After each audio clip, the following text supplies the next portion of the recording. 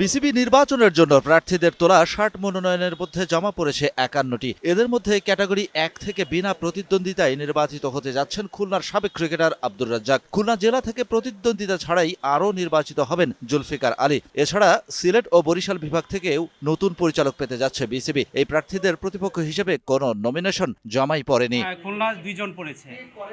কোন দিকে মোড় নিচ্ছে বিসিবি নির্বাচন? জোর গুঞ্জন বর্তমান সভাপতি আমিনুল ইসলাম বুলবুল থাকছেন শপথেই, সহ সভাপতির জায়গায় আসবেন তামিম ইকবাল। সমঝোতার মাধ্যমেই হতে যাচ্ছে আগামীর পরিচালনা পর্ষদ। সেই গুঞ্জনকে উড়িয়ে দিচ্ছেন না রফিকুল ইসলাম বাবুর মতো প্রার্থীরাও। এটা এখনো ফাইনাল হয়নি। আজকে নমিনেশন পেপার কারা সাবমিট করে এবং কাদেরটা গৃহীত হয় সেটার উপরে অনেক কিছু ডিপেন্ড করছে এবং এটা পরবর্তী 2 দিনের ভিতরে বোঝা যাবে যে আর কারা কারা নির্বাচন করছে। সমঝোতার মাধ্যমেই যদি গঠিত হয় নতুন পরিচালনা পর্ষদ, তাহলে সাবেক সভাপতি ফারুক আহমেদও কি থাকছেন সেই কমিটিতে? সব মিলিয়ে যেন ক্রমেই ধূম্রজালে জড়িয়ে যাচ্ছে নির্বাচনী হিসাব নিকেশ। নতুন করে কাউন্সিলরশিপ পাওয়াদের একজন গুলশান ইউথ ক্লাব সভাপতি ডক্টর ওয়াহিদুজ্জামান তমাল বললেন, তরুণ ও অভিজ্ঞদের সমন্বয়ই হোক পরিচালনা পর্ষদ।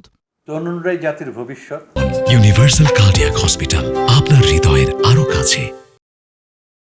তার মানে এই না, যদি তরুণদের সাথে যদি প্রবীণরা কিছু না থাকে তাহলে কিন্তু কম্বিনেশনটা ভালো হবে না। কম্বিনেশন যদি কিছু এক্সপিরিয়েন্সের একটা প্রয়োজন আছে। যে কোনো জায়গায় দেখবেন আপনারা যখন ক্রিকেট টিম করেন তখনও দেখবেন যে একটা এক্সপিরিয়েন্সের, আমরা যখন কিছু নতুন প্লেয়ার নেই সাথে কিন্তু আমরা চাই যে কিছু এক্সপিরিয়েন্স লোকজন থাকুক। সেইভাবে কমিটিটা চালাতে গেলেও কিছু এক্সপিরিয়েন্স লোকের তো থাকতে হবে।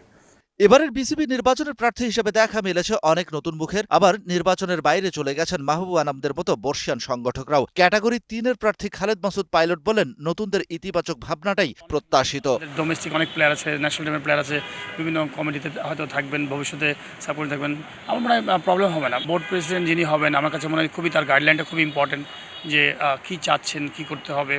সোমবার বিসিবি নির্বাচনের মনোনয়ন যাচাই বাছাই শেষে চূড়ান্ত প্রার্থী তালিকা ঘোষণা করবে নির্বাচন কমিশন। যে আগামী 29 সেপ্টেম্বর মনোনয়নপত্র বাছাই ও তালিকা প্রকাশ করা হবে। Shahan Papon, DBC news, Dhaka.